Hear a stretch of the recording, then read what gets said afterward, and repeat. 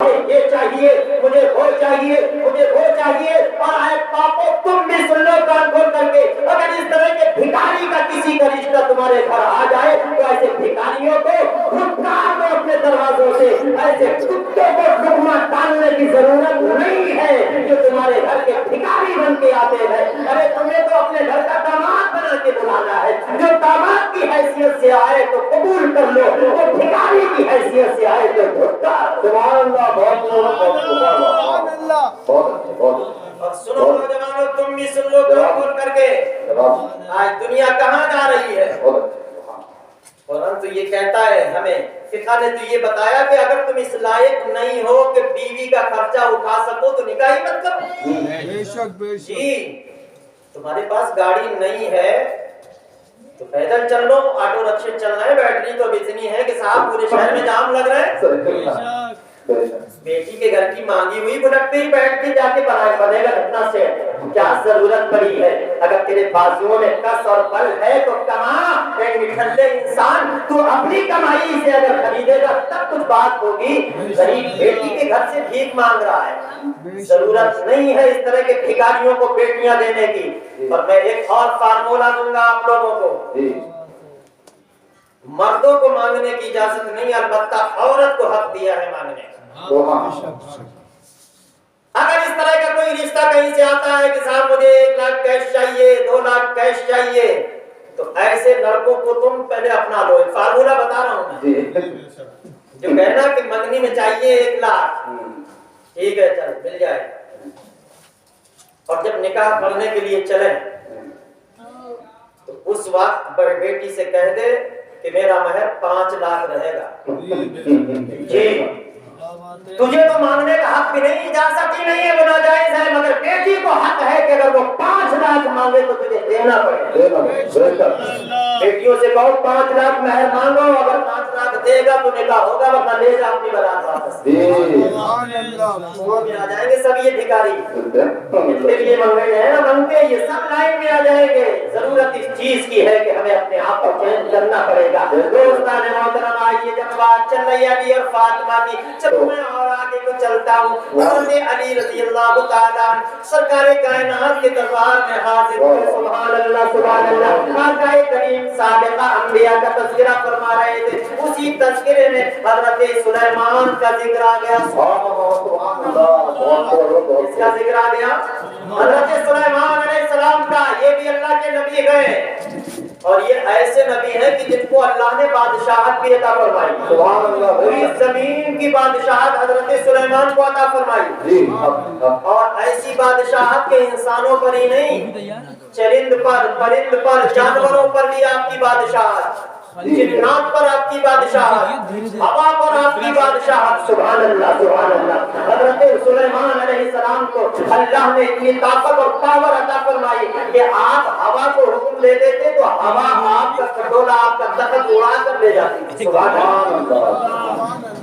ایسے عظیم الشان نبی ہے. سبحان اللہ. رسول اللہ صلی اللہ علیہ وسلم حضرت سلیمان کا تذکرہ فرماتے ہیں, اور اسی اسنا میں بات آ جاتی ہے ان کی بیٹی کی نکاح اور شادی کی. تو رسول اللہ نے بتایا حضرت سلیمان اللہ کے نبی گئے, مگر اللہ نے ان کو بادشاہت دی تھی. انہوں نے اپنی بیٹی کا جب نکاح کیا, شادی کی, تو اپنی بیٹی کے لیے انہوں نے اپنے شایان شان انتظام کیا. اپنے شایان شان, ناجائز نہیں, اپنی شایان شان.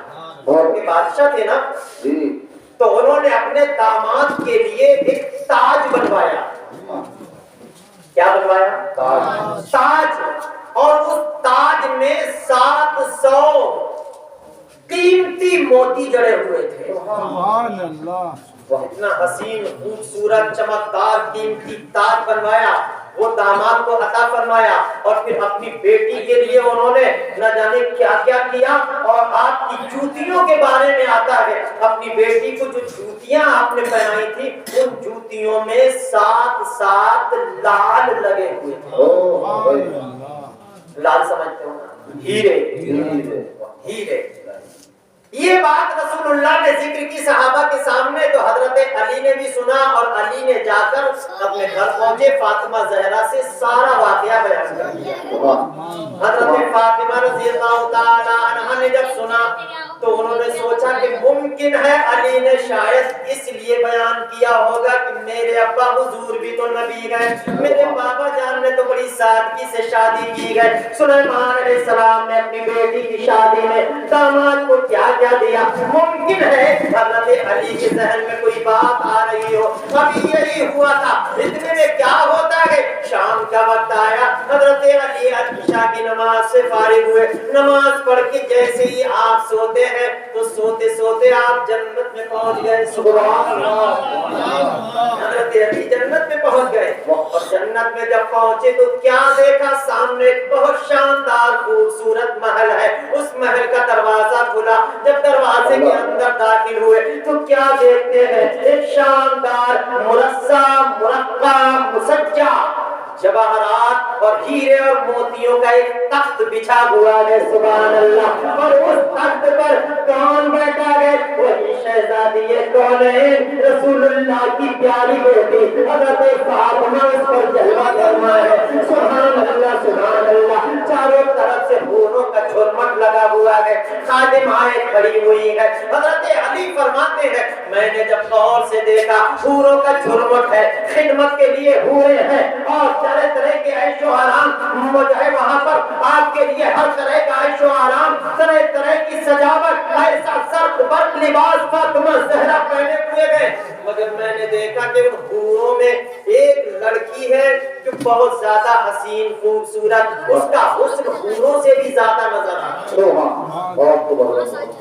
اپنے دونوں ہاتھوں میں ایک ایک تشت پکڑے ہوئے ہیں، ایک تشت میں اس کے ہیرے رکھے ہوئے ہیں، ایک تشت میں جواہرات دیگر رکھے ہوئے ہیں، اور ان دونوں ہاتھوں میں اس طرح تشت پکڑے ہوئے ہیں، اور حضرت فاطمہ کو ٹک ٹک دیکھ رہی ہے، نظر اٹھا کے دیکھ رہی ہے، بڑے غور سے دیکھ رہی ہے، اس نیت سے دیکھ رہی ہے کہ شاید فاطمہ زہرا ایک نظر ادھر فرما لے، ایک نظر میری طرف ہو جائے۔ حضرت علی فرماتے ہیں میں نے فاطمہ سے پوچھا ہے فاطمہ یہ تو حوران بہشت ہے، یہ تو حوران جنت ہے، مگر یہ لڑکی کون ہے جس کا حسن حوروں سے بھی غالب آ رہا ہے، اور اس کے ہاتھ میں یہ تشت بہشتی ہے، اور ان پہ جو جواہرات اور ہیرے موتی ساتھ پہ لیے ہوئے ہیں، آخر یہ اور لڑکی کون ہے؟ حضرت فاطمہ فرماتی ہے اے علی یہ حضرت سلیمان علیہ السلام کی بیٹی ہے، یہ سلیمان علیہ السلام کی بیٹی ہے، یہاں کیسے کیا ہے علی؟ اللہ نے سلیمان علیہ السلام کی بیٹی کو میری خدمت کے لیے یہاں بھیجا ہے، سبحان اللہ، حضرت سلیمان کی بیٹی کو فاطمہ کی خادمہ بنا کے بھیجا گیا ہے۔ اے بیٹیوں اور سے سن لو، دولت پر ناز مت کرو، آخرت پر آپ ناز کرو، اگر تم نے مصطفیٰ پیارے کے اسوہ کے مطابق زندگی گزار لی، خاتون جنت کے نقش قدم کو اپنا لیا، تو اللہ کی قسم دنیا کی عزت تو کوئی حیثیت اور وقار نہیں رکھتی۔ وہ خاتون جنت جن کی شادی میں سادگی کے ساتھ کام ہوئے تھے، کوئی مہارت رجح پڑھ کر نہیں ہوا تھا، وہ فاطمہ وہ ہے جو سلیمان علیہ السلام نے جس بیٹی کی جوتیوں میں ہیرے اور موتی لگوائے تھے، وہ بیٹی خاتون جنت کی جنت میں خادمہ نظر آ رہی ہے۔ نعرہ تکبیر، نعرہ رسالت، سلیمان علیہ السلام کی بیٹی جو زر و جواہرات میں لدی ہوئی تھی وہ خاتون جنت کی خادمہ بنتی نظر آ رہی ہے۔ پتہ چلا کہ دنیا کی عزت اور دنیا کی شہرت